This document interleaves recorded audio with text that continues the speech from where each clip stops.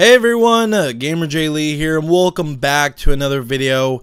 And today I kind of wanted to have a little bit of a conversation with our parents or people of the older generation that tend to blame video games instead of looking at the mirror and blaming themselves. Now, you're probably saying, what the hell are you talking about? Like, why are you wanting to throw shade at parents and people of the older generation? Well, that's because they don't get it. They don't. And that is what drives me insane, is that there's been all these safety walls set up to protect younger kids from violent video games, yet parents will not educate themselves. Parents will not take responsibility for putting those games in their kids' hands, yet they'll bitch whenever something terrible happens on the news and then say, oh, it's the game's fault. It's the video game's fault. They did this same exact thing with comic books. They did this same exact thing with rock music. And now the whole video game debate is coming back from the days of Jack Thompson and Mortal Kombat. And you're probably saying, Gamer, what the hell are you talking about? Like, I haven't really noticed anything. I'm young.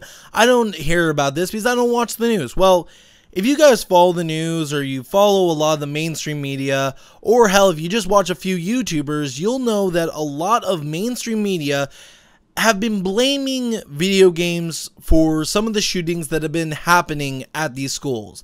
Now, I'm going to talk about that in a minute because that is a subject all its own. And honestly, there's a lot of things that could be fixed to stop those kind of things from happening. But the one thing I want to talk about is how they're throwing shade at the video game developers, at the video game companies for making these games, these works of art, yet whenever the game gets a rating called Rated M for Mature, 17 plus, the same parents that will bitch about these violent video games go and buy those violent video games for their kid.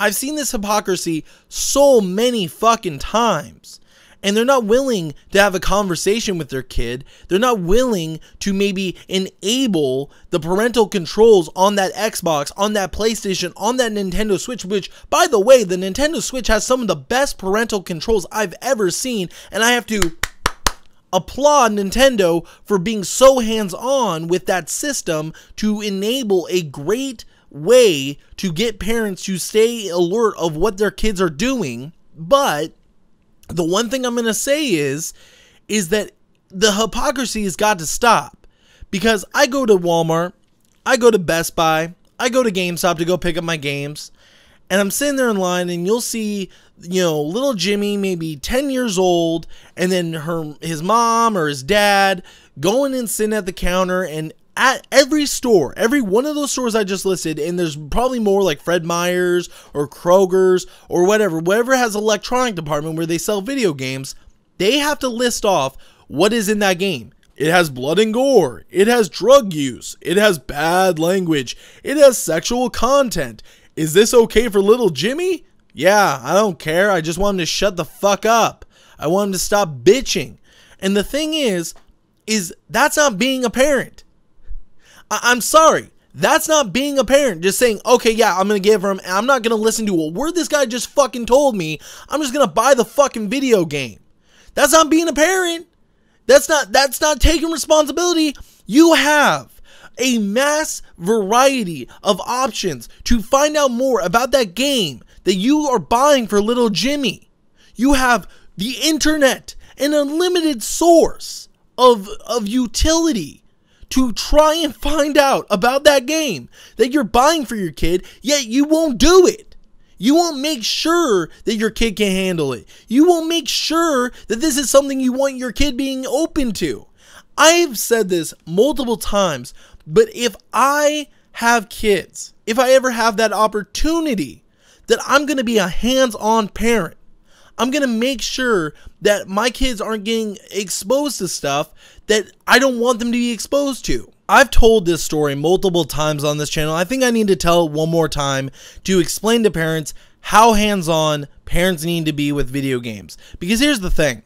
My dad sat down with me in this very room that I'm in whenever I was playing my first ever video games. I first played Sonic the Hedgehog 2, a very friendly kid game. But the second game he put in was Mortal Kombat 2. But before he hit that power switch, he said, Jordan, listen to me. This is a video game. It's meant for fun. This game has violence in it. People beating up each other. People hurting each other. I swear, if I see you trying to attempt to repeat what you see in this video game at school or playing with your friends outside, I will take it away. I will take it away and you will not see it for a very, very long time. Do I make myself clear? He made that very clear that if I basically tried to even repeat what we, even play pretend of Mortal Kombat, I would lose all privilege of playing video games. I would lose all privilege of playing this new fun experience that I had. And he made it clear. And guess what? I didn't. I didn't attempt to repeat what I saw in the video games. But the problem is that parents rely too much on video games being babysitters nowadays. And the problem is also they won't educate themselves on what are in these video games. They won't do the research. They won't go online and look at a review. They won't go online and maybe say, I have an unlimited source, which is YouTube or Google or Twitter, to see what is in this video game my little Jimmy is wanting me to get. They won't use those unlimited sources to find out what is in this game. Or maybe have a conversation with the kid, just like my dad had with me. They won't do that because they just want the Xbox, they just want the PS4, they just want the Nintendo Switch to be the babysitter. And that is not being responsible. That isn't. And I'm sorry. And here's the thing. I have no problem with kids playing mature video games as long as the parents take responsibility and educate their kids on what is in that game, what they are not allowed to do, and if they repeat it, there will be consequences. There needs to be more parents being responsible, having conversations with their kid, because I see this more and more often. Parents just throwing their kid in front of the television with the Xbox and just walking away and saying, oh, he's good. He's got his video games. Who cares? No, that is not being a parent, goddammit.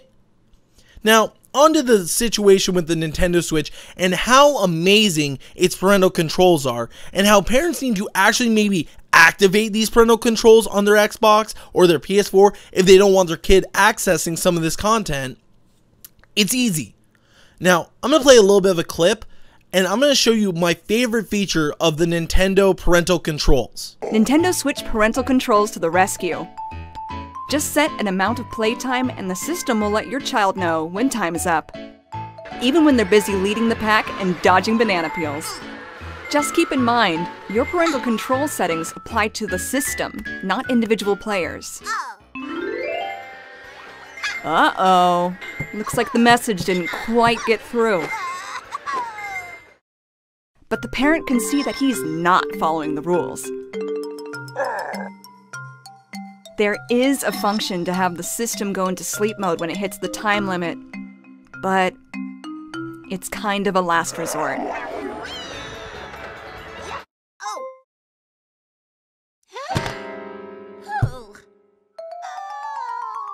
Now, you saw that, right? And I know this video is now going to get copyright claimed by Nintendo because I'm using their footage, but I don't care. They can have the money. I don't give a shit. This is basically to educate parents that they need to be more hands-on with their kids. But as you could see, basically Bowser Jr. was not following the rules, and his dad had to take responsibility and disable the game. And that's what would happen if my kid did that same exact thing. If they got the notification saying, hey, your hour is up, put it down, and he went beyond it, I would do the same thing. I would basically say, okay, guess what? Either A, I'm taking the whole fucking thing away and you're not going to play it for a month, or B, every time you get on there and you go past your limit, it will go into sleep mode, and guess what? You can't play it anymore.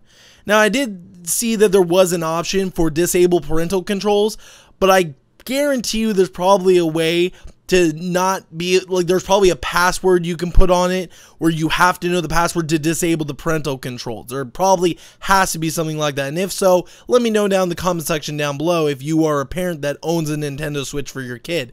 But if you go on throughout the video, you can also see that there are other options like restricting certain rating games, and there's also custom options whenever it comes to online communication, so on and so forth. This is important stuff that needs to happen. There needs to be more communication between parents and kids, and video games are a great way to do that, but at the same time, parents need to be more hands-on and need to see what their kids are doing and make sure that they're doing the right thing. Like I just said a few seconds ago, if I had a Nintendo Switch or whatever Nintendo's console would be by the time I had kids, and basically they had these amazing parental controls, and my kid broke the rules. Let's say that my kid went over by 60 minutes just like Bowser Jr. did. What would I do? I would go and say, okay, guess what? Now every time that you go over by the 60 minutes, it will automatically go and stop the console from playing. It'll just put it in sleep mode. Because you broke the rules, that's being put into place for a month. Then, after the month's up, or if they obey the rules, I would disable that and say, okay, I lifted the restriction, but if you go over again, then you're going to lose the entire console for a month. Is that understood? There needs to be a good balance of communication between parents and kids whenever it comes to video games. Video games are a great source of relaxation, therapy, and fun for kids, adults, anything in between. It doesn't matter. But whenever someone is young, the electronics do not need to be their babysitter. And that's the important thing. The electronics, like the iPads and the tablets, those don't need to be their babysitter. Parents need to be able to be there and make sure their kids are doing the things that they should be doing and be having access to the things that they should be allowed to have access to. But at the same time, there just needs to be a guiding eye on what's going on. And I think that Nintendo has done it a very good way. And I'm sure that Microsoft and Sony have done a great job with their parental control systems. The problem isn't that. The problem is that parents and people of the older generations listen to the mainstream media and just listen and believe. Because that's what they've been taught for many, many, many years. Listen and believe. And the issue is that they want to listen to the mainstream media and hear that, oh, violent video games are the cause of all these school shootings. When it's much, much deeper than that. It has nothing to do with the video games. It has to do with a lot of mental issues that can't be fixed just like that. Like video games are the reason for everything. It's not that. It's issues dealing with social anxiety. It's issues dealing with no one to talk to when you're in high school. Counselors basically only having 2 counselors per school for 4 grades and having to wait a month on a list to be able to talk to a counselor just to get your opinion across or talk to anyone who will be willing to listen to you. It's home life. It's other situations. It's not all just one thing. It's not comic books. It's not video games. It's not movies. It's not TV shows. It's not music. It's a lot of things in combination. And honestly, the problem is that parents aren't educated about what is going on. They aren't educated about the game they just bought for their kid. And that needs to change. There needs to be a change in how parents get involved.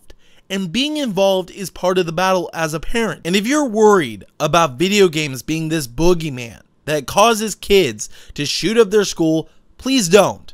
That is the mainstream media misinforming you and using you as a pawn because they want to push their agenda of that it's not their bullshit and it's not what's going on at the schools. No, it's got to be what your kid is into. And that's not the truth. The problem is so much deeper, like I said, and honestly, these are the first steps to basically being informed. Be aware of what your kid is playing.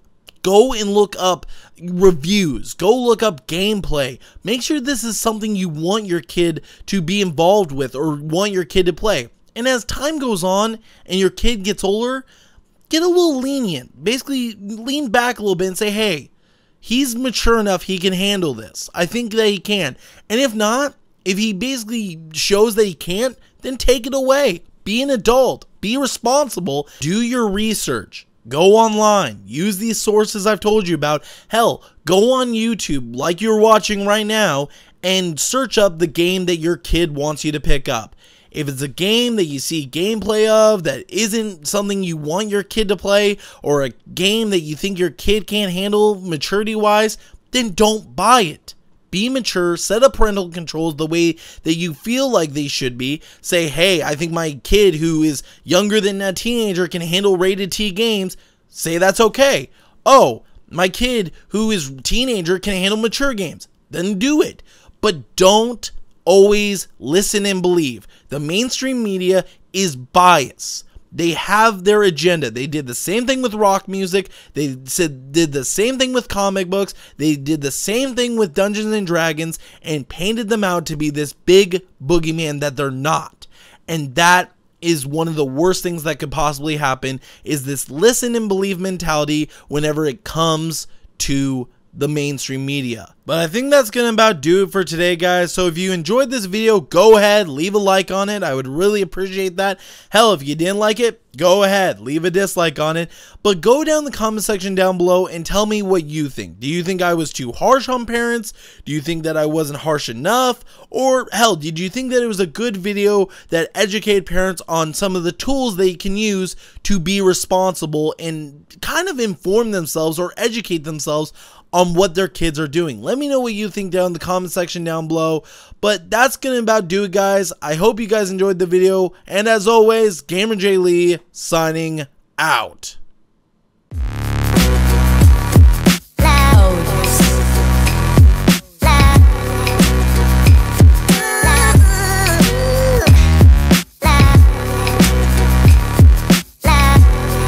Big